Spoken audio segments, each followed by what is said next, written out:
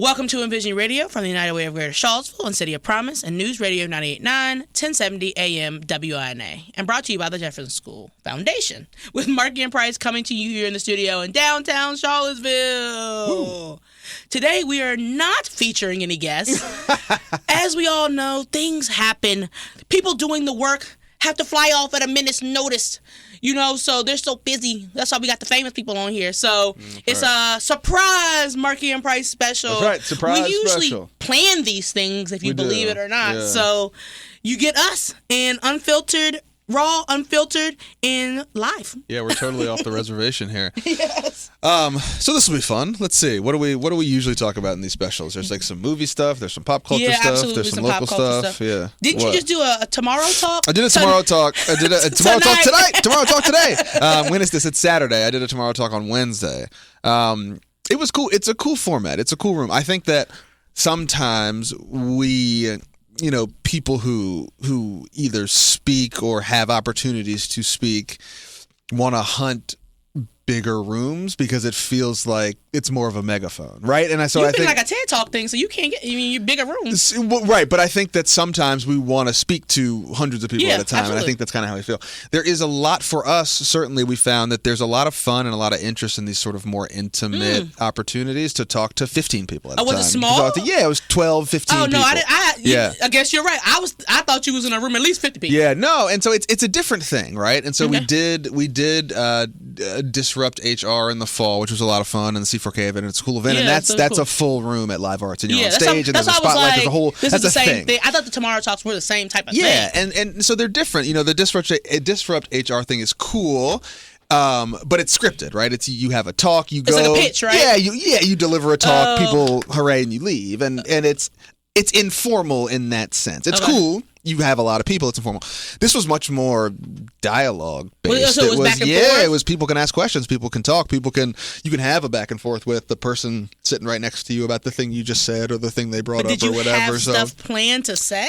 Sort or would you of. just I don't know that I ever really. Hopefully, this opens the dialogue for people to speak. Yeah, I don't really ever have stuff planned to say. That's very true, y'all. There ain't no planned stuff to speak. I have the things that I know that we talk about, you know, and I obviously have, you know, continuing to, I think in your world and my world, and as you kind of trying to continue to form and refine an argument, you're always adding stuff to it or subtracting things from it or tinkering with what you think works or lands or you know, obviously with the context of it has to be believable and has to be true. Right. But largely, I don't know that.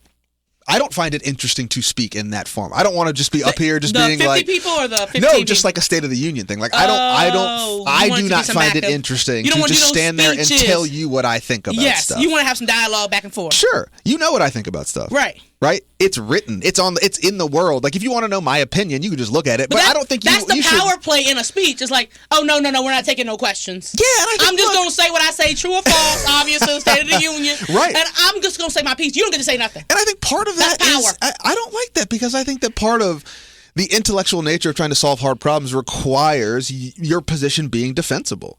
Okay. I think that if I say a thing that you disagree with, you should have the opportunity to say that, and I should demonstrate to you why I feel like this and how I've thought this out, right? This sort of era of you can say whatever you want. You can say whatever you want. And say all kind of crazy stuff, and people don't have any rebuttal. That feels weird to me, and it just feels antithetical, certainly to progress, right? And so I think that a format that allows people to either say, oh, I didn't know that, or hold on, like walk that back for me or unravel it for me, I think is interesting. And it forces, what it does is it forces you when you speak to like, speak with 10 toes. You can't just be like, I'm going to throw something out there and see what happens. I won't have any pushback on that, so I can say anything. I'm just going to launch it. So you know when you went out there to speak that there may be people who may be disagreement, and you also have to come back with a rebuttal why you believe those things to be true. Yeah. With facts. You have to have a position. If I say education is largely based on economics, someone's going to be like, explain that. And I can't be like, no. No, I'm not explaining it. I already said it. Just take what I said as truth. Let's move on. I'm speaking my truth. We're going to keep it rolling. You can't do that, you know?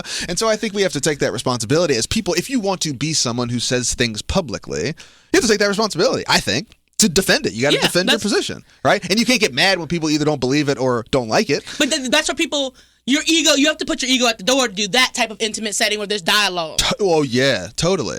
A person doing a speech. And people are going to clap either way. People are going to say that was great. And you go, cool. Yes. Right. I think you have to put your ego at the door knowing that can't 100% of people in this room be in agreement with me totally, even if they don't understand the complex nature of the topic at hand. Totally. There will be people who don't understand and be in disagreement with you. Yeah. And that format opens you up to that type of criticism 100%. and feedback. It does. It does. It opens the door to, sometimes a level of kind of, unplanned, uncontrollable. I think what's interesting, though, is preparation assuages a lot of that in a sense of like, if you know what you're talking about, right, and you have sort of thought about the potential angles that, I mean, look, one of the best things that, at least for me, that I've learned is that, when I write or when I speak or whatever, we get really high on this thing of like, I'm going to prep this speech with my friends or my consultants or my wife or people that are just going to agree with me. Right. That's very true. If you prep it with people that either have a slightly different view or have a slightly different sort of, or come in a different direction, you'll figure out where the logical fallacies are. Totally. Yeah, absolutely. With people that disagree with you, I send it to people who I know either disagree with my premise or, right? Because if I can convince you, I can move the needle. I don't need to convince largely the people who already agree with me. Yeah, that's right. Confusing. And so I think as a preparatory exercise, it's interesting for to understand, like, I need to figure out where the rebuttals are going to come from. I need to have a think about, like, okay, someone I trust, someone I respect, who I just disagree with. Yeah. What holes would you poke in this? And they go, okay, you need hole pokers. We need hole pokers. That's actually what America's missing: hole pokers. Oh well, yeah. I mean, largely, certainly, right? I mean, we just got. We're not poking enough hole. We're doing too much clapping. We're doing too much applauding. Crazy, right? Crazy. So yeah, it was fun, and it's a cool format, and I would encourage more people to do it about topics that are a little sticky, because if it is something that needs to be workshopped, it's not so big that it feels out of control. It's not 30 people all trying to get in edgewise. It's 12, 15 people.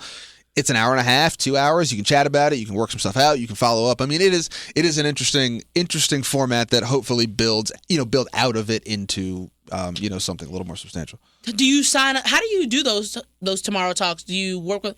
Does TomTom allow people to come in and propose topics to them? I would assume so. Oh, okay. Yeah, is that what y'all did? They asked, they said, do you want to talk about this? I said, always. What is the topic? We were talking about the economics of education. Okay. And we were talking about, funding and sort of emerging modalities of funding education that are not strictly school-based. And so, a lot of it revolves around all the work that we do about community building and education as a social issue and helping kids and families. I was at Working Wednesdays with the BPN. You went down to Milk and Honey. Yeah, I was at Milk and Honey. See, listen. And someone came there and they were like, "Oh, we're about to leave." I'm like, "Where are you going?" And they were like, "We're going to the Tomorrow Talk." And I was like, "The Tomorrow Talk tonight?" The Tomorrow Talk tonight? I saw the email with the heading and I laughed. I said, "Did you write that?" Yeah, I said, "Did Bryce write that?" Of course he did. That was so funny. I was like, "Oh, he's bringing us in with a little joke." Listen, hook them. You got to hook them. Okay? That was good marketing, actually, because I thought about that all night. I was like, "Tomorrow Talk tonight." Tonight. Yeah, see, the problem is that I didn't have the level of sort of Southern cuisine that Milk and Honey offers. Maybe that's the next step for me. I had me a shrimp and crab Cajun pasta with a little margarita. I was like, Bryce is talking about economics? Cultural supernova and right I'm there. over here living in NOLA. I don't even know. I do like that. I do like that restaurant. Yeah, it's that's good. pretty good. It's a good spot. And what was it? It was Ralph Sampson's place before, right? I think so. But it's still owned by that same company. Right? Is it really? I thought that someone said that. Okay. Yeah, I don't know the inner You know how workings. conglomerates are. Sure. Some, you know. You know how private equity is. Owned by Nestle somehow that we don't know about. Yeah. But it's like, ain't nothing. Everything is owned by them. So all five. Yeah, Johnson & Johnson, Unilever. Yeah. It's all one thing. How was that? Because I talked to Charles a little bit, and they were talking about BPN and the chamber getting closer together. And minority business. That's cool. I think that makes a lot of sense. Yeah, no, it makes so much sense. The chamber is sponsoring the Working Wednesdays for the whole year. That's great. And those who come to the Working Wednesdays who are in a business or own a business get a discount to their chamber membership. Oh, that's great. Yes. That's great. Okay. I was like, actually, it's like you ever had a night, somebody brings an idea and you're like, hold up, why weren't we doing that the whole time? Yeah. So it's kind of like that. So super excited to have them partnering on it. I've only been on the BPN board for like 2 months. I've been to 2 How meetings. many boards are you on now? Boards? Do you count committees? I do. You do count committees as boards? For the sake of this conversation. Okay, I do. so Boys and Girls Club, Orange, Black Professional Network Board, and then I just joined like 2 separate committees at UVA for like grant selection. What? Yeah, that one was just yesterday, so I don't know. That's why I didn't say the name, because I just sent an email this morning saying I accept. Wow. But it's like one's like a faculty academic one, and one's like a public works one. Okay. So those 2 committees, I think they may be and then I liaison with the Minority Business Alliance with Kimberly and Tara. Right. Through the BPN, so I also work with them. I don't know if I wouldn't say I'm on their board, but I do liaison and work. We'll be working with them to collaborate on things we all do that makes all of our work easier, I guess. Yeah, you got to keep them two straight. Yeah, but honestly, I'm in my say yes era. So if y'all want me to be on anything, I just saw the Community Foundation is looking for like community. They were handing out flowers at the Working Wednesday. Oh, really? They're looking for like community members for their like grant board. Like I don't know. grant selection stuff, probably. Yeah. Right? Yeah. And I was like, oh, hold up, they're just letting anybody you just apply. Probably. I was like, people usually just ask me to join a thing, but I didn't know. I like how they like, oh, we're gonna do an application process. Like, we want diverse community members. I mean, grant review's hard. Grant review is so hard. It's so hard. I try to read all the stuff I'm supposed to read, but I also it's am hard in a small town, right? Because it's like.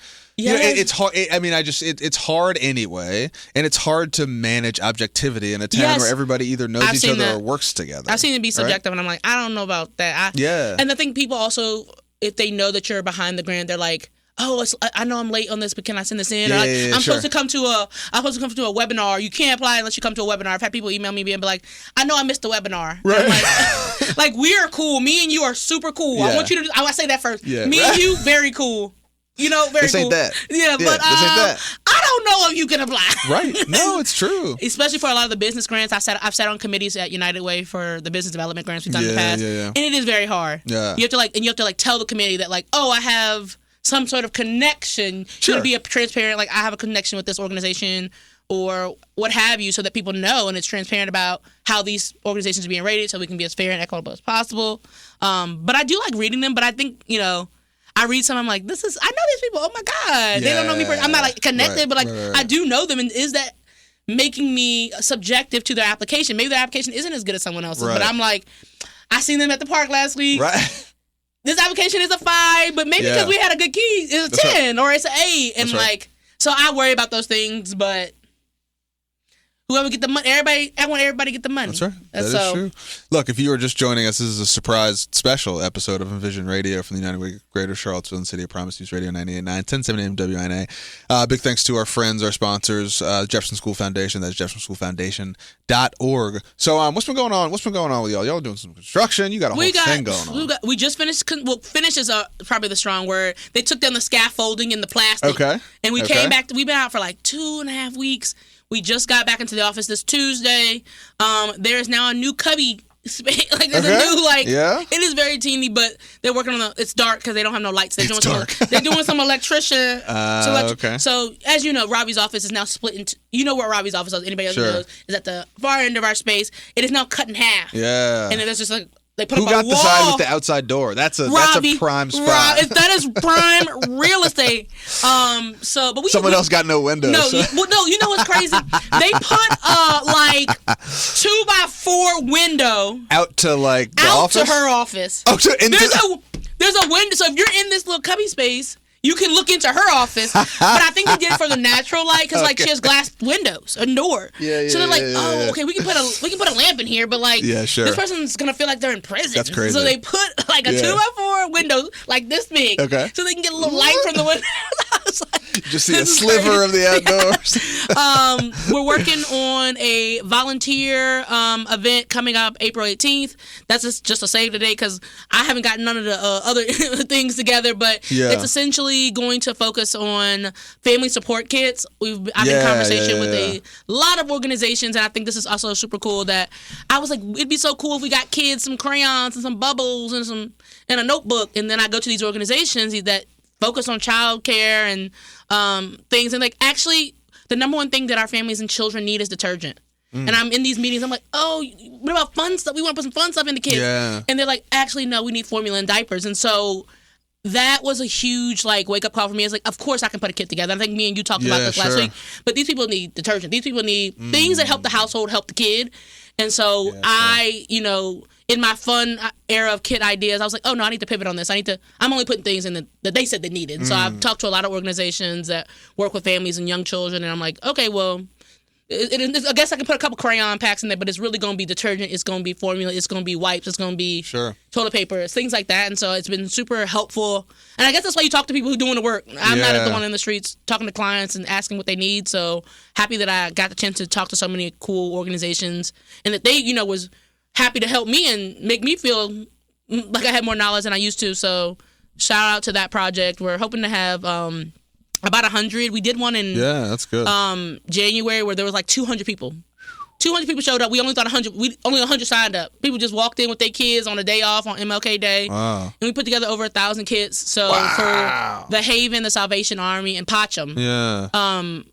Another interesting thing about that is that Pacham told me, they were like, we actually don't want kits because what happens is we give the kits to our clients and they take the stuff that they want and then they leave the rest. We'd rather them have an option of like a box and they just get to go through those things, those items that are loose leaf, right? They're like, instead of giving people things they don't want, everything we have, and you go in and you pick the things you need and put it in the bag, which was super eye-opening to me. So we gave them their things in the loose leaf form, and then the Haven and Salvation Army got the full kit set. This is a super interesting sort of broader argument around service delivery, right? Is that what is often sort of sexier or sellable, there is this sometimes oil and water between sort of pragmatism and the stories that we tell ourselves, right? Mm-hmm. And so I think that, what paints kind of a more potentially palatable or like approachable picture, like all these little kids with toys and crayons, right?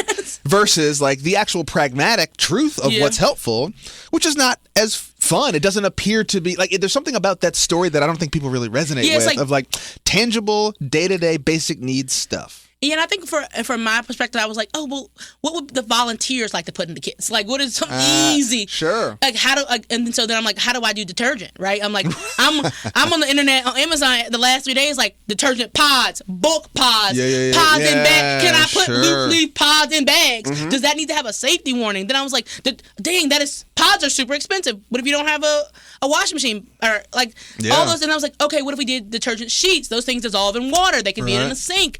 So, like, all these things came up from one person telling me, actually, please don't give them kids no stress balls and toys. Yeah. I'm like, oh, dang, you've really thrown a wrench in my easy, volunteer event. And like, now volunteers are going to be putting detergent sheets in back. Like, it changed the logistics of what this thing is, right? It was a kids kit. Now it's a family support kit. And that family support kit is like, kids can't use detergent. Right. What is kids going to do with antibacterial wipes and hand soap? Well, you know what? The parents said that it's helping the kids. You know, it's not like a direct, like, oh, they're going to go sit in the corner and play with this.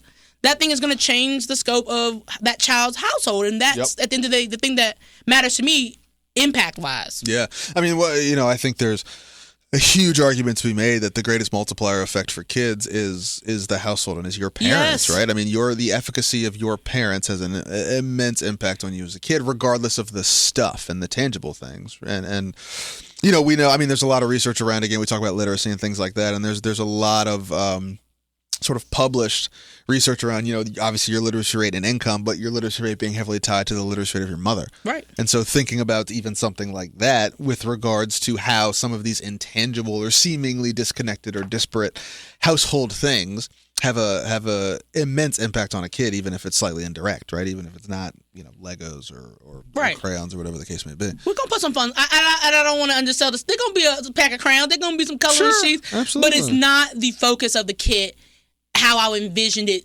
because I didn't know enough then. Yeah. Right? When I was coming up with this, crazy idea. And it's not a crazy idea because we just did it. But so we're hoping we did it at Burley Middle School, which is super cool. Real central to everyone.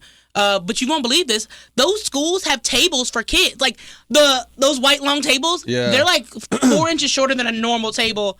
So I was like, hey, can we use your tables? And they were like, sure. And I swear, Caroline was there. I was at a wedding. She tells me when I get back, she's like, oh, they were kid size. I was like, what are you talking about? She's like, those tables you had them lay out? They was like amazing. They were like a foot shorter than the tables that you would expect. That's great. Grown they're people like knee height. Yes. I said, no way. She was like, they were not adult tables. She's like, and only like 3 people could fit at them. I was like, crazy. Ain't no way. So I think we learned a lot, victims of our own success, because a lot of people just showed up. Yeah. But like, I think when you're trying to find something to do with your kids, especially because this is supposed to be family friendly, we understood that actually people love to get their kids involved. So sure, absolutely. We had a kids corner for coloring and the donation stuff. So trying to do that again this time as well. But yes, we just found out that people actually wish Day of Caring wasn't wasn't just in September. Sure. They want a January version. They want an April version. Okay. They want an opportunity to do hands-on work with their family. Yeah. Something safe. Yeah. Multiple times a year. Talk a little bit more about from your point of view. What's a thing like other than this or that follows this example, right? If you had an idea, you went after it, and then you realized sort of 25% of the way in, you were like, oops, that's not going to work. It was eye-opening for me, and I think, again, in a positive way, I was like, dang, I actually didn't know what I didn't know. Yeah. But I think I think that it was super cool to, like, I like the idea of going to people and being like, what do you need? Sure. And I know, hoping they say what I already written down. What I already bought. Hey, what do you want for lunch? Good, that's what we're having. And I'm over here like, we're working on the kit ideas for a kit. Not saying I already picked the 5 items. They like, I'm listed on, and I start listing. I'm like, do you think you would need this? Yeah. They're like, we never had a need for that. And I'm like, okay, scratch that off the list. Yeah. It was actually super cool. So I actually was like, I actually wish and want to talk to organizations more about the things they need, but not in like an event style way, and just like a general, like, me knowing more about how your work and your clients feel helps me do my work better, even if we're not planning something specific. So hoping, and I think I do a little bit of that during Day of Caring planning. That's like 6 months of work, but I think I would like to be more intentional about getting to know these organizations. And I know a lot of them. I know a lot of people there, but I think personally, like, I was thinking after I had those meetings a couple weeks ago for the kids, I was like, I wish I could go and do the site visits for organizations participating in Day of Caring. Because I think a lot of organizations are like, we don't know what we need. And I wish I could go there and, like, take a walk through and be like, oh, I saw that these files are sitting on the floor. Like, maybe volunteers to do that. Or, like, helping be more collaborative in the ideas that people, for the help that people need. So, but I was like, oh, that's 100 people. I probably can't do that. But, like, I want to be more in touch with the nonprofit space and the people doing the work, volunteer coordinators or whatever. And interesting. Hoping I can do more of that in the future. Yeah. What y'all got going on at City of Promise? Except for huge speeches. Just huge speeches. Yeah, all the usual stuff. Continuing to focus on what we focus on, right? Literacy and absenteeism, and supporting our kids and our families, and continuing to make this case for large-scale, system-wide investment in education as a social issue. It's housing, it's food, it's transportation, it's healthcare, it's childcare. It's, there are things big and small, right? There's how do we get more people in West Haven access to the internet and internet-connected devices to do the learning extension they don't have that internet the schools, out there? well, not a lot of them, okay. and not reliable devices, right? So again, if we think about out-of-school time and where the kids are and how, there's kids that go home and they can do the extension exercise for Lexia on their iPad at the kitchen table. That matters, right? And that's an experience that you bring with you into school the next day. There's other sort of whimsical side projects that catch my eye. That's like the things I like to hear. Well, I think it all connects, but it's something like the amount of people who rent furniture, right? So we're on a lot of a path to think about. We see that a lot. We got to stop doing that. We got to stop doing that. We got to have a process to stop doing it. And I think, again, nonprofits are funny, right? Because that falls outside of the scope of anybody's sort of mandate or program, right? Absolutely. But the more I think about it and the more I look into it, it's not a small thing. It's a lot of people. It's happening to a lot of people. $50 a week for a fair amount of people. It's a shark. It's a shark game. It's predatory. It's absolutely predatory. Because you need the furniture. Absolutely. Right? And they have it. And so some of it is stuff like that, right? Of trying to pick up and pick out. And to your point, I think a lot of it has to do with proximity. We don't know that if we don't have a conversation with mom, who lives in the neighborhood about her situation. If she's not honest with us and if we're not authentic and engaged and are able to demonstrate to her that we're trustworthy with intimate information. And I think that's a big part of how this has to work. It's not only us like reaffirming that we need information to operate. It's us demonstrating that we're good stewards of it, and us demonstrating that you can trust us with things that you might be embarrassed by or that you might, have not told. So you're right. And so it has to have this diagnostic approach whereby our ability to help is largely driven by what we know. And so now that we know this, we can put together a little thing and say, okay, we gotta run that Rent Center out of business. Yeah, we need to run it. Oops. Unless they want to sponsor the show. We ain't getting that call for this one. But it's that kind of thing. And so it is, again, for us, it's all thinking about how that affects, our kids, to your point, as a community building exercise. That's so indirect from the actual 6-year-old. But what if that household had an extra $500 a month? that would change things. It's transformational. Absolutely. It's transformational, right? So there's all trying to connect dots, and that's what we're really excited about continuing to do.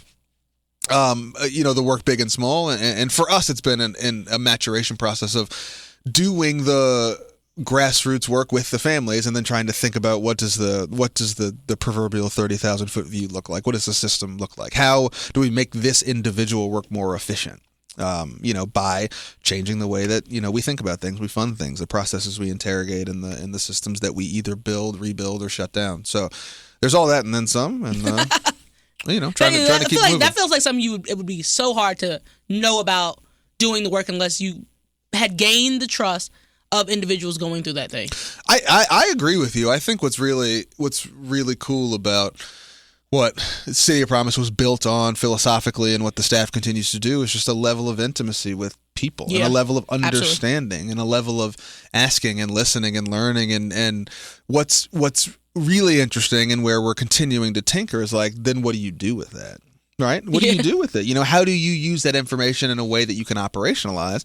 And I think what we know, and what we've learned certainly, is that in all nonprofits, in every business, there's programs, there's initiatives, there's things that we do. This is a people business. Yeah. It's a people business. I tell people all the time. You can build the best evidence-based, high-fidelity program in the world. If people don't come through the door, it doesn't matter. If people don't trust that it's going to work for them, that you're going to help support them, right, it doesn't matter. So there is this theory of high standard, high support for us, which is like, we have to be very clear about the things we can do, right? The things that I expect from you in pursuit of helping us accelerate the things that we can do. But it's heavily relational, right? If you don't trust that I'm going to ride for you, and if I don't give you the agency and the flexibility to rise to the occasion, it doesn't work. That's not a program, right? That's a thing. That's a person thing. That's a human thing.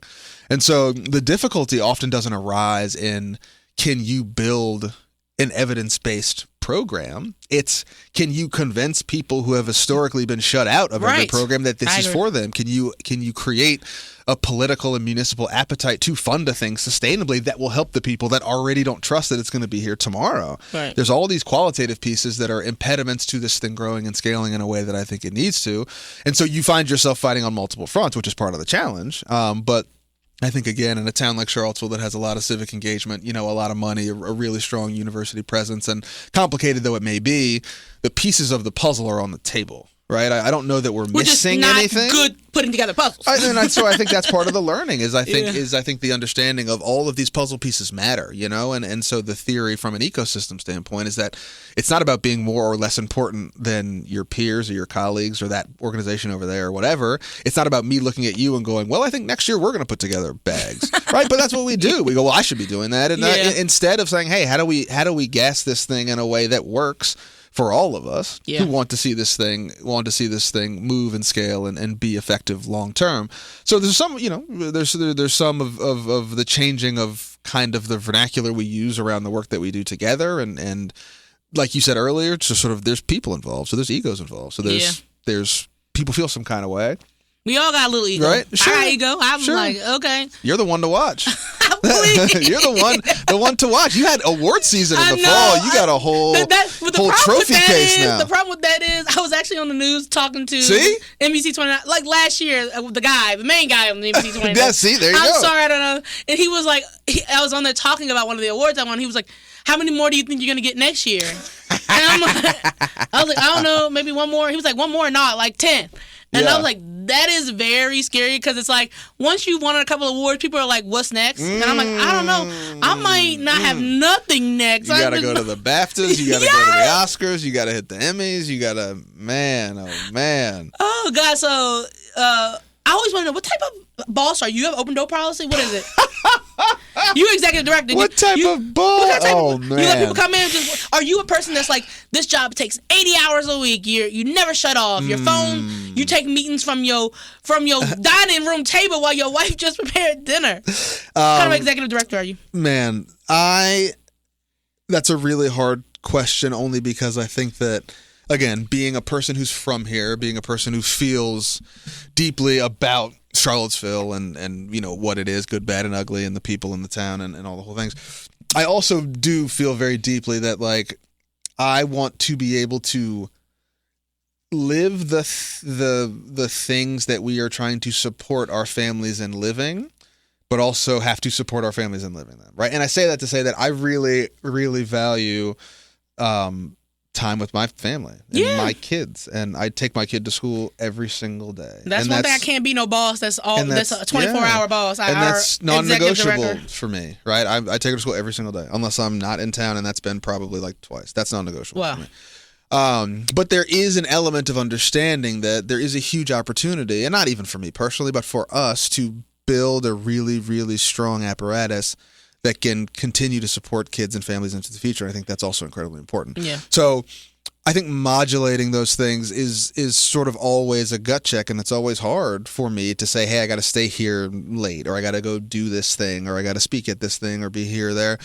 And I think it's really helpful to have, you know, a wife who's a teacher who sees a lot of these kids and families too, and is able to understand that there is an element of support that is required. I think it's also the kind of thing that, you know, there's a season of life when you have sort of the energy and the ideas and like kind of the cutting edge to feel like you can make a difference. I think for me, it comes from the fact that, you know, a job like this, I think, is kind of a narrow window. And so I want to make sure that I am reverent to it while it's allowed to be mine, you know? And so I think that I have to work hard at that, and I have to put in the hours for that, because I'm not going to be here for 10 years, 15 years. And I think because you tell people that up front, they're like, my time is so limited, I want to do the best I can in the time that I have here to do the work I can do. Totally. I think people respect that.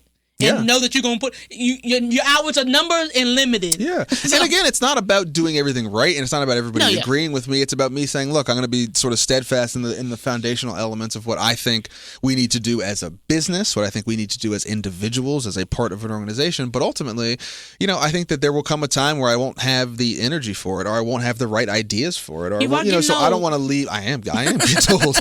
You know, so I don't want to. I think I say this all the time, that if I leave, you know, whenever that moment is, and we look back and we say, look, you know, we did a lot of good stuff and we tried some big stuff, and whether we got there or not, what I don't want to do is leave and say we left something on the table. Yeah, that's We true. didn't try and do that thing. We didn't work hard enough. We weren't loud enough. We weren't sort of steadfast or brave enough to try the hard thing, right? I don't want the legacy of our 10-year in this space to be like we nibbled around the edges. I want it to be like we took a swing at it. Mm-hmm. And if we swung and missed, okay, right? If we swung and hit a double, okay. You know what I'm saying? I want the prevailing wisdom to be like they were pushing things forward, right? And it's not always, I don't always have to be the driver of that. I think part of organizational culture and structure is having the right people with the right mandates and understanding to do their jobs really, really, really well. And especially the way nonprofits are set up, you know, there's a lot of my job that's, you know, fundraising or doing these speaking things or other stuff. And so I'm really lucky to have really high quality people who I can trust to do a lot of the things that either I don't know or just can't do in a way that allows me to be both executive director and dad, which are sort of the two biggest. That's 99% of my time, right? Is those two things, and they're both critically important to me. And I don't like feeling like I'm not doing either of them well. Yeah. And there will come a time again where my kids will get older and I'll have to do less dadding, you know, and so I don't want to miss that either. I don't want to miss that moment. I don't want to miss less dadding. Well, I don't want to miss soccer practice or swim practice or taking her to school. I mean, like all of those moments, they come and they go, and so I think that there's we tell this to a lot of our families. We say that, you know, the behaviors you let go at 4 are the battles you fight at 14, and so I think as a parent, it's also important to me that I live that I'm there and that I'm present, and then I give my kids the opportunity to see me and to hear me and to understand their, you know, love and structure and all that stuff, because they'll get older, you know, and when they get older, dad will not be cool anymore, and then I'll have more free time to do something else. By that time, who knows what you'll be by into. that time, oh man, hopefully you're not still here. Hopefully I'm gone by then. Look, I always say, like, this is fun, but 20 years, I don't know. So what is it? You know, we've told this story before about you, that the first time you showed up, you said, you're like, I want to be in the captain's seat. Is that still? Oh, is that still the thing? Tonight I wake up in cold sweats thinking about that. People listening to the radio. Yeah. I think I have a captain. I think what I confused at the time is that I like to be out front. Okay. And I think I confused wanting to be out front and really engage with being the captain. I think I thought I equated being the top person with that type of like work. Sure. But then as the job progressed, I was already doing this. Yeah, I get to do that stuff and not be the person that's on the hook for the things the organization does. And so as I get older, I'm still that person who's like, I want to be the best. I want to be out front. Okay. My Leo moon and Leo rising. For all the zodiac watchers out there, it's like those things make me like a showman. Like I like to be out there. I'm cracking jokes. No strangers. We all friends. We all pals. And I thought I needed to be at the top to do those things, but I realized I don't have to be that person at the top. I can be in the middle, and that is exactly where I fall at this moment, right there in the middle. Interesting. And get to still do the things that I love. And then I think I also found out that, like, I am not the job. You are not your work. Huh. And so, work. I was doing a lot of work when I first started. I was out front doing a couple of engagement things, but as I've gotten older, a lot of the engagement things that I do now are outside of work, and I think that helps with the work that I do, but I like that I'm a person going to the Black Symposium. And someone asked me, they're like, are you here representing United Way? I was like, no. They were like, oh, okay, then we won't, because I did a news interview about that I was there, just like I said, guest. They're like, are you here for work? I said, no, I'm here as a guest. She's like, okay, we'll just write guest of the Black Symposium under stranger, straggler. Attendee, right? Like, all the fun things I get to do that help connect me to my community and help me with my work are outside of the work realm, and I want to make sure that that's clear to people. Like, yes, I do engagement work for my job, but the engagement that I'm doing outside of the work is more important to me because, like, I'm gaining relationships, I'm meeting people, like, all of that I don't need to be the top person to do, and I still have a good time doing that part. That's kind of work. How do you separate those things, though? Because you are, there is a lot of talk about that, and there's that theory that, like, you are not your work or not entirely your work and so forth, but how do you separate that in a town where very hard, largely you are seen for that thing, right? And I think in your case it's obviously largely very positive, but it is that exact thing. It's like you have built a brand for yourself as a thing. But I think it kind of for me works the opposite way, where I'm like, I'm really involved in the community, and then they find out that, like, I'm doing United Way stuff. Okay. It's like, oh, you work in the United Way? That was like for me. They were like, you work here? I was like, oh, yeah. Yeah, like people that work there were like, you work here? No, exactly. So I think, so a lot of people know me from work, but I think, like, again, it's all the stuff that I'm doing outside of work that people know me from. I'm, like, showing up, and I think people really like that, and I think that translates to the work, but I think the brand, in air quotes, that I'm building is utilizing the brand I've been outside and bringing that to work, and I think United Way, benefits from the engagement that I'm doing. Sure. Even second offhandedly, it's like, oh, I didn't know you were involved in that, but now that you are, that's really good for us. So I think as long as I'm taking my personal engagement more seriously, and I think I do, like, okay, well then we're not talking about United Way stuff today. I'm just like here to be an attendee, be a community member. For me, that's more important than like trying to fit in. How do I get a grant? If I see somebody who do grants, and I'm like, did you like? Good to see you at the church. Oh, are you on the grants committee? United Way, like that is not how I'm moving. I think that's the problem. People have criticisms of how people move that way, but I'm not talking about work when I go to community stuff unless somebody asks me directly. Interesting. Okay, interesting. If you are just jumping in, this is the Surprise special in Vision Radio with Marki and Price here from the United Way of Greater Charlottesville and City of Providence, News Radio 98.9, 1070 AM WINA. Big thanks to our sponsors, to our friend Jefferson School Foundation. That is jeffersonschoolfoundation.org. So as you matriculate through, your career, is there that sort of reticence to being the person who has to do more of that, who has to go now talk to the person at the church with a little bit of a different lens? Because, so I think not my argument would be, but my sort of framing of this question would be that the incentives in the system are such that, right? If you are trying to raise money and that person can, right? And that's kind of how that is. It's a people business. I mean, so let me ask you this. Do you think that people are annoyed by that, or do you think that people just kind of accept it for what it is? Like, okay, this is kind of how it works. And I think we all have that kind of like, I wish it wasn't. But do you think it's more of a thing that like, because it feels like it annoys you? A little bit. I think it does. I think that I don't want a person to come to me and I think we're cool and in the community. And they're like, oh, I know you sit on the Women United. I don't, but just as an example, oh, I know you sit on the Women United grant, and I got a nonprofit that's really interesting. I'm like, oh, I thought we were vibing as people. Interesting. So I do think, but I know, but I'm a person who knows that this business is about people. Yes. But I think I would say that anybody who knows me, I used to do frontline fundraising at my job before United Way, and I hated it. I was like, why? I hated fun. It was something about asking people for money, and Yeah. maybe I don't know if maybe I didn't believe in it enough, like believing what the money was doing. Okay. Like I was just in a big organization. I was just a cog in the machine. It's not like I was directly seeing how that they were telling me, but I think you have to be bought into when you're asking people for money, and I don't think I was. I was just asking because they told me that's the job. Yeah. And so I really hated fundraising for a long time. I think I told them that when I started, I'm like, hey, I'm not going to. Don't hire me for this. I don't even like it. I can do some data entry. I started as a coordinator. I was like, I can do some data entry. I can run some reports. Right. But please don't ask me to do no fun. Like, please. But what I found over the course of my time and moving up is that, like, fundraising is done outside of asking for money. And I don't know if everybody gets that. It's like, I think I'm like, I can't ask these people for money. But a lot of the times, the relationships that I built is the money and is the value. Sure. And I think the thing about that is a long process. I'm not going to in my opinion, I'm not going to one lunch and then asking you next week for the money.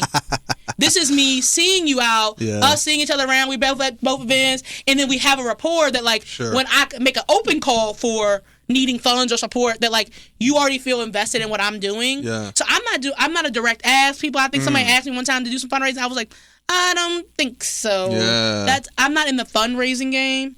I am in the building relationships game, and if that happens to help with fundraising, that's fine. But I'm not. Don't tell me write this letter that say, "Would you give us $1,000?" Because that's not in my wheelhouse. I'm just not, and that's why I can't be at the top. Interesting. I'm not writing no proposals. There's no grant reviews. It's just like So I like the relationship building part, but I do think it's hard where, like, I'm building relationships, then I got to hand it off to the person that asked for the money. Right.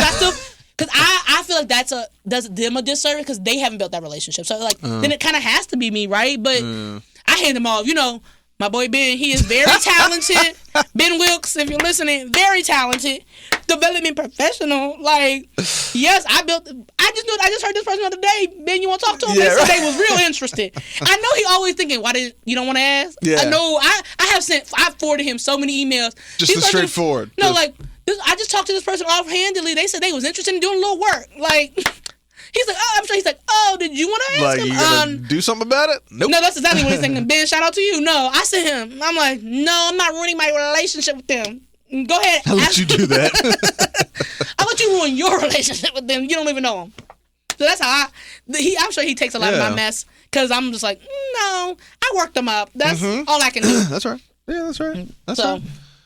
Well, that's interesting. So how long you been in the United Way? What, 5 years? 5 years in May 1st, I think. That's right around the corner. Yeah. It's crazy. 5 years. I think, like, I feel like the average tenure is like 2 years. How long do you think you'd be there? 5. It's so funny. 5 years.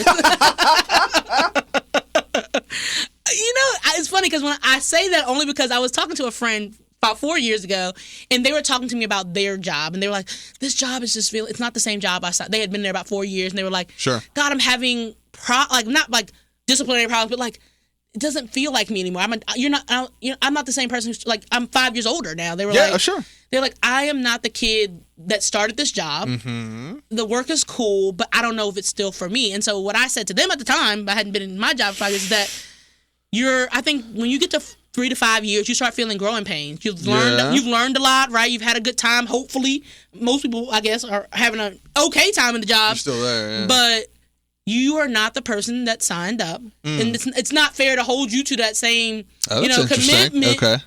Like 21-year-old Marki when she came. Yeah. That's a lot to ask of 29-year-old Marki. Yeah. Like, I'm not in the same position. Are you 29? Yeah. I just turned 29 in January. That's right. That's 20. Okay. I started when I was like. You're 23. 23. Yeah. I think I've had 4. I think I've had my 5 birthdays here already because I started in the middle of the year. Okay. So I've been 5 different ages. Yeah, I had 2 kids at you. Yes, that's what I'm saying. So I think, and I am a different person, but I think I've been able to maneuver and do more things, leave things behind. I'm not the same person. I'm not the coordinator that I was. I'm doing management stuff and engagement stuff. But I think it's 3 to 5 years. You start feeling, even if it's a great job, you're like, oh my God, why did 21-year-old me want to do construction?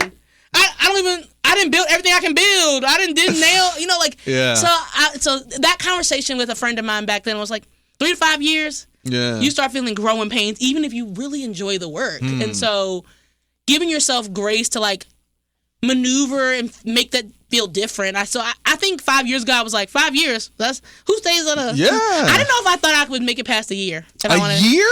So I had left the job within a year before that, but it was COVID stuff, and I was afraid that I just wasn't cut out for work. Just in general, like I'm just not going to be a good adult. Like no, I'm just not. And I got some friends. I don't want to speak to them. I hope they ain't listen.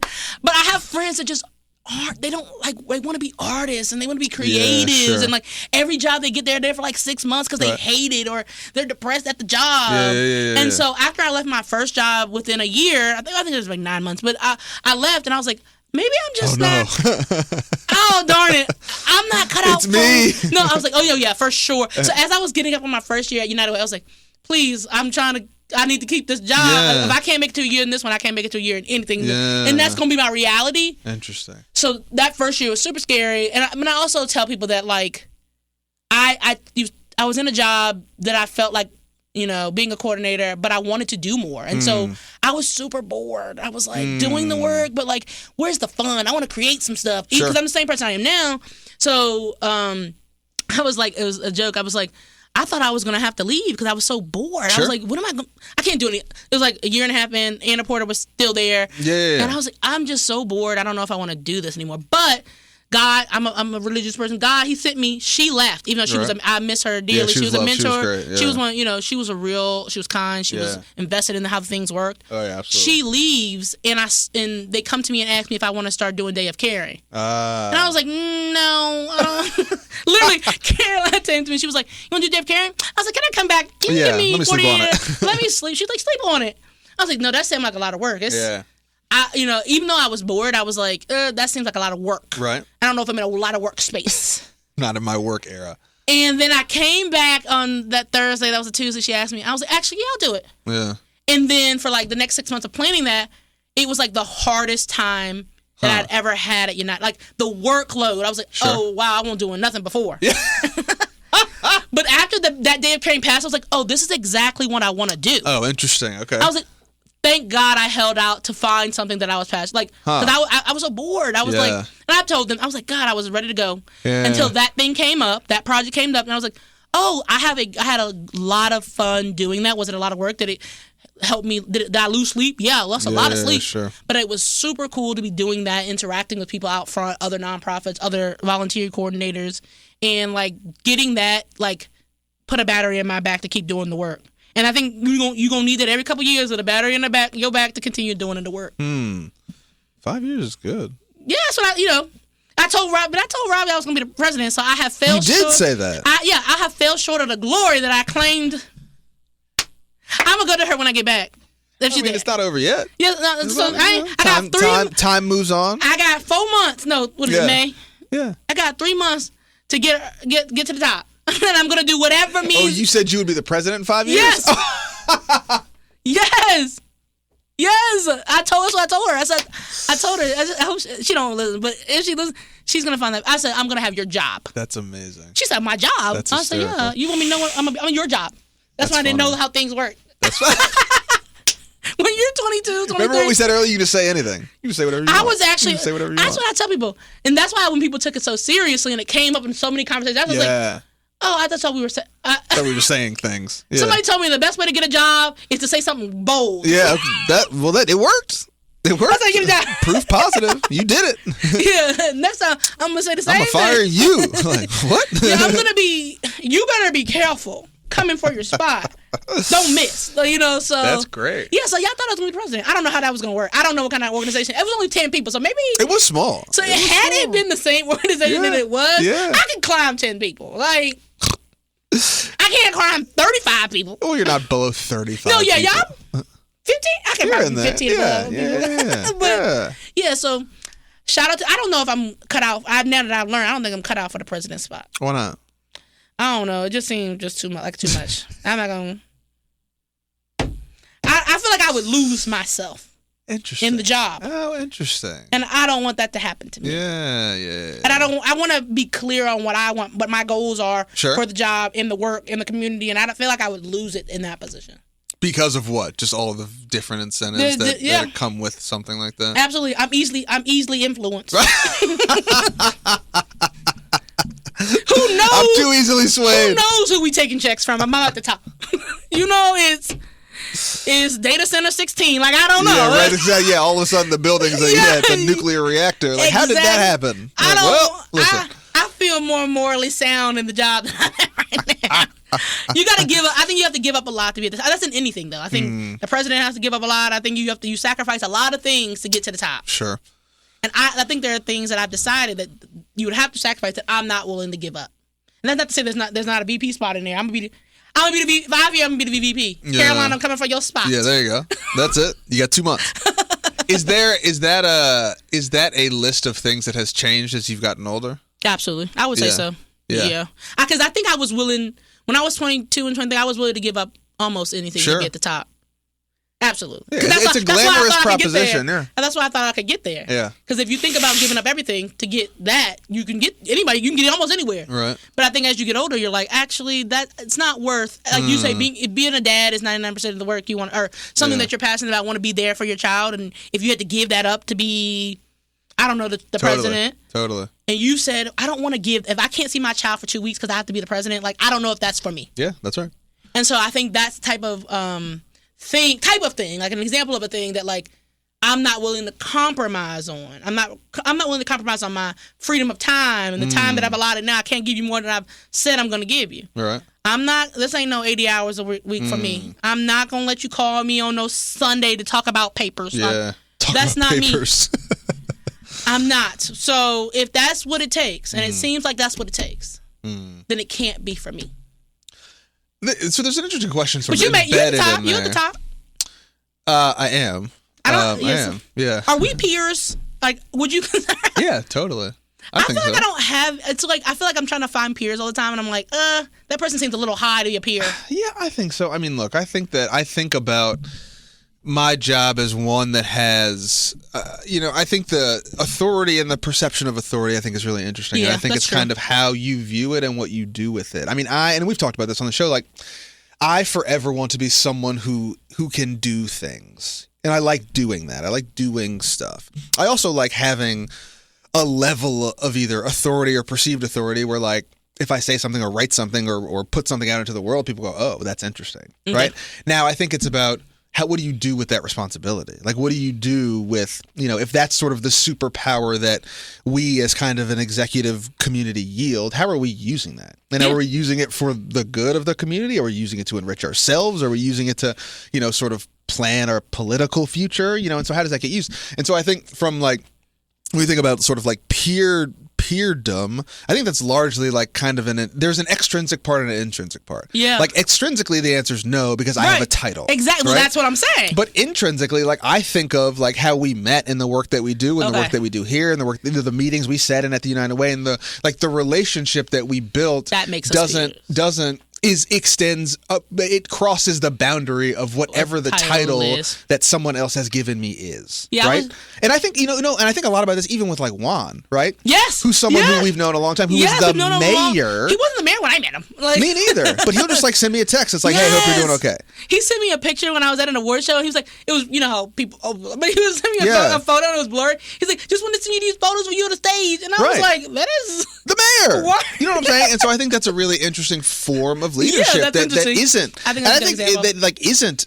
I wouldn't consider that at all like weak or fragile or diluted in any way, right? I think that's in like an incredibly personable and approachable and powerful and warm way to think about someone who wields a lot of power, someone who has a lot of influence, but someone who has done a masterful job of also just like being a person. Being a person, exactly where it comes back to being a person. And I think again, I mean, like so much of this, I think where your point's really well taken is the work stuff and the title stuff is like, I think it's more about what you do than sort of what you want people to call you, because at some point that title's going to leave. Yeah.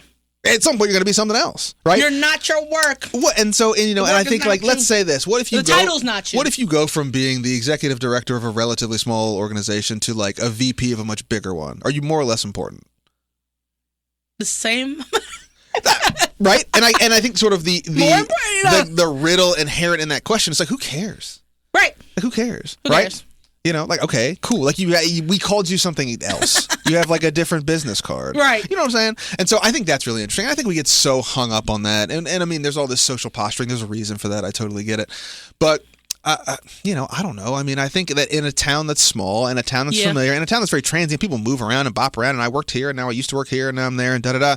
Getting stuck in this sort of like caste system of sort of community importance just feels like it's another like molasses pit, right? It's just another thing to get stuck in. Well, why'd you talk to him? I want to talk to the boss. I'm like, because I know you, dude. Yeah, Because I know you. And I think you meet people without their titles all the time because we're people. And so I joke with Tara and Kimberly all the time, like, you know you Tara, you know you the COO, right? Yeah. Right? Yeah, those two are a great example. Yeah. I said, Kimberly, you know you the executive director, right? Yeah, well now that Kim's all ED, she don't return my calls anymore. So yeah, she got a title. I had to text her last night. I was like, yo, what, you just don't like we don't talk to me anymore? Kim be like, me and you were doing so good. And I'm like, girl. I love you, girl. We're doing so good. Yeah. And I'm like, I think it's cool though, and I think there's a level of leadership. I mean, I give folks a lot of credit. Those two, I think someone like Ben Allen does a really good job of it too, of just understanding that like we are all people trying to make a thing work, right? Yeah. And it's not that I don't respect the title of the chair or appreciate it that it comes with scrutiny and pressure and responsibility. Those are all real things, right? But to over-index on that and not use it as wield it in a way that can move things forward, I think is irresponsible, right? I think that if I leverage that as a way to say, I can get into rooms that I couldn't get into 3 years ago, I can get in front of people that I couldn't get into 3 years ago, right? But if I come at that to protect that, then I'm not doing anybody any good. Right. But if I use it as a key and then I can be me when I get there, that to me is the best version of that. A key, I like that analogy. Of just being like, hey, I'm that same dude I was in those meetings 4 years ago. Right? But different people will give me the time of day because I go, oh, I'm the executive director of this thing. They go, okay, cool, come on in. I go, gotcha. I think you are doing that. Right? Gotcha. It's still me. I think people are doing that and people know. Yeah, I'm back. It's still me. And I think that's the thing too. And to your point, it does. Your perspectives change, and you have to think about different things. You have to think about organizational structure and culture and benefits and money and budgets and all. You do have to think about different things. But I think at the heart of it, if you continue to ask the question like, who are we doing this for? You can reorient yourself pretty quickly in a way that's still valuable. What do we like? Why am I doing this? Mm-hmm. Right? And and to your point, I think it's a really good point. Is it worth it? Right? What becomes too expensive? Right? So yes, if someone said, man, you gotta, I want you to run this shop at a DC and you can only come home on the weekends. I'm like, right now, that's too expensive for me. Right now. It's too expensive for me. I got two little kids. I want to be around them. There's so much time.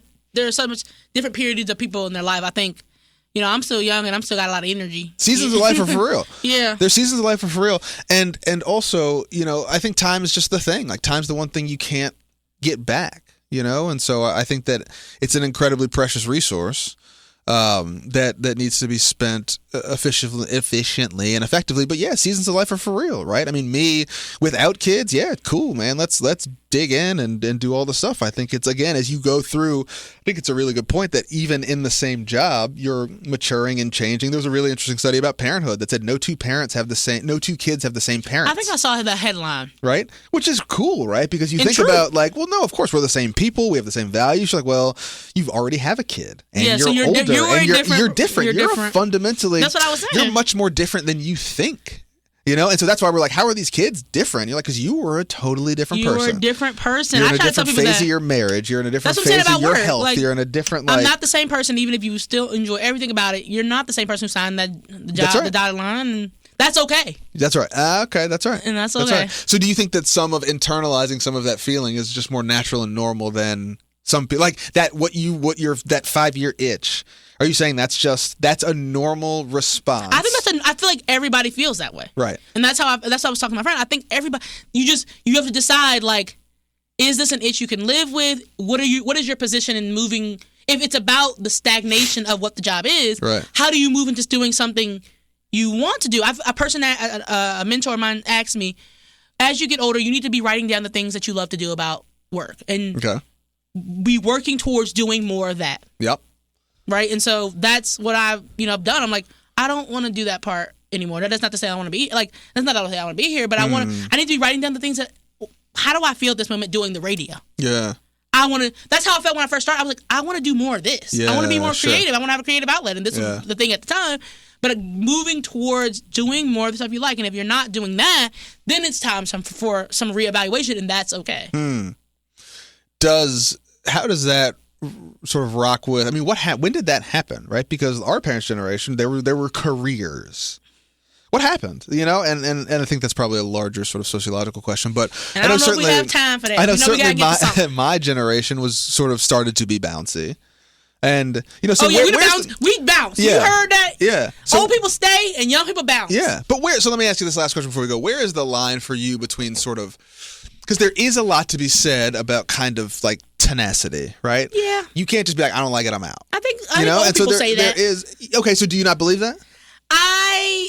I think I do. I think I'm in a generation that is in the middle. Okay. Where like a lot of my friends bounce around. But I think I am Mark Smith's daughter, and he is a person. Both his jobs, he was at 20 years apiece, and he's been at this one for about 30 years. I have a loyalty streak, very bad for you, that I'm like, I committed to this thing. Oh, interesting. Okay. I think it's the careers thing. Like, old people stay at a job, don't matter how they would be. Like, that's how work is. My dad come home every day. Work is work. That's I don't need to feel fulfilled or happy about it that pay the bills. And I think I have because that was modeled for me. I think that I am a person that's like, I'm having a good time, but like that I have a loyalty streak where I'll just stay at a job because it's. I think I was scared of that in my first job. Like, even though I left, I did leave, and it was very hard. My dad was like, "Don't you leave no job." Oh, interesting. Sure. My family was like, "I don't know about that." Yes, but I think for me, it was like, if I'm not happy, then I will be ready to pack my bags. And I don't know if that's how older people think. I think they think the idea and the nature of work is to be unhappy. Interesting. I think they're like, who cares? Jobs aren't supposed to. It's a job. Jobs don't make you happy. That's not where you find your happiness. Right. So for them, staying didn't matter. Being happy didn't matter. But I think the young people was like, I refuse to be depressed and diluted in a job that I'm not having a little bit of life in. I don't think you need to be 100% happy. But I think there is a threshold of happiness. If I'm not 50% happy, right, I need to be 50% happy. I need to come home and not feel like you killed me today. Right. Or I got to pack my bags and go. So I think it's like wherever you fall on that line. But I also feel like there's a study about like the more you job hop, the more money you make. That's actually true. The best way to get a raise is to change jobs. My mama was at a job for 20 years as well. Yeah. And then she found out when she got she's been at a new job for 3 years, but she'd been at the job before that her whole life almost. And she found out in the same field, if she left and made it double what she was making. They would not. And the problem was they were hiring younger people and doing the thing where they pay younger people because younger people aren't going to settle for money. Exactly they were paying people who had less seniority than her, less years of experience, more than her, and she couldn't get a raise because she was an older person in the field. They're like, you said that you started at $30,000. You said that was really good 20 years ago, and we're not giving you no raise because you've been doing the same job for 30 years. We're going to pay this person $50,000 a year to do the same thing, and they just got out of college. That's the place that old people find themselves in now because young people aren't going to take the same types of things. So you either have to move a job that you probably loved doing and did your whole life, because if you don't, you can't get ahead. And so my mom was very scared to leave, and she left, and she's, making way more money, and she's happier. But had she not done that, and she had done that 3 more times, she could be making bank. That's right. She had to keep hopping. That's true. She didn't hop none. That's true. So I think that's play a big part too. Absolutely, that's a huge deal. If I know I can make if I hop 2 times in 5 years and I make $10,000 more, I don't know. I think that's a hard more than that. I think that's a hard case to go against. Yeah, it is. I'm not no great debater, but sorry, I don't know you argue that. I don't know you argue that. It's true, and so I think what's interesting about the conversation is that there's a largely economic incentive to doing that, but the argument is often made on qualitative terms, right? Yes. Well, there's no loyalty. Well, there's no da-da-da. That's exactly and people what are just they be going, saying. listen, what are you talking about? Like, they're going to give me more money over there, so if you gave me more money, I'll stay. And so I think there is that theory, too, of like, what is the fulfillment of work, I think, largely comes from the work, but let's be so for real, nobody's doing this for free. Right, and so we can't acknowledge the economic driver to this. I think we have to be reverent to that. Certainly, when we think about, how we incentivize people to keep doing a good job. Okay. What do we got? We got a meeting after this, so let's close us out. Got a meeting. A surprise special. This has been a surprise special. Well, thanks to Jefferson School Foundation, our sponsors, our friends. That is jeffersonschoolfoundation.org, the proud owner of the Jefferson School City Center, where education, innovation, and community engagement come together to build a brighter future, dedicated to preserving and sustaining the historic Jefferson School. We get support from all of you on the show. If you like what you hear, please share with friends, colleagues, enemies, people in the hallway of your office, whoever you got. Just airdrop it to whoever's next to you. Spotify, Apple Music, Pandora, wherever you get your podcast. There'll be new episodes every week. Best way to support us in this show.